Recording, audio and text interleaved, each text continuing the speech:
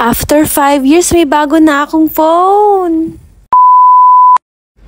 Hello mga beshi ko! Andito nga pala kami sa City Mobile. May promo kasi sila ngayong December. At syempre, excited ako dahil after 5 years, mapapalitan ko na din yung phone ko. Kawawa na din kasi yung XS Max ko 5 years kong gamit yun. Tapos medyo sira na rin yung battery, mabilis malobat. At sakto nga, December 25 yan. Pa-Christmas gift sa akin. Habang nasa work nga ako, bigla ko tinawagan ni Jowa. Ang sabi niya, napabook na raw niya yan sa City Mobile. iPhone 14 Pro nga pala yan na 1 terabyte. Malaki na yung binili para pang matagalan na talaga.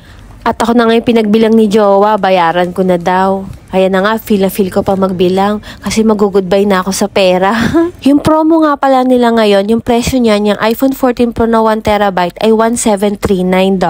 Sa pera natin sa Pilipinas, pumapatak siya ng 71,000. Meron nga pala siyang free na hydrogel screen protector tsaka original Apple adapter. At meron din siyang free na pang straight ng buhok. Tsaka yung isa, hindi ko sure, parang pang shave yata siya ng balbas. Basta ganun. Kaya lang ubos yung stock Bukas ko daw pwedeng kunin. Unboxing time! Kasi lalagyan na rin nila ng hydrogel na screen protector. Excited yarn? Gold nga pala yung kulay na pinili ko. Dapat kasi purple, kaya lang nagkakaubusan na.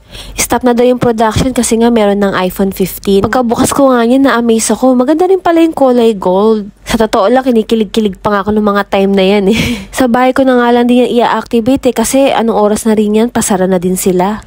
Ito nga pala yung XS Max ko, kasama ko to for 5 years.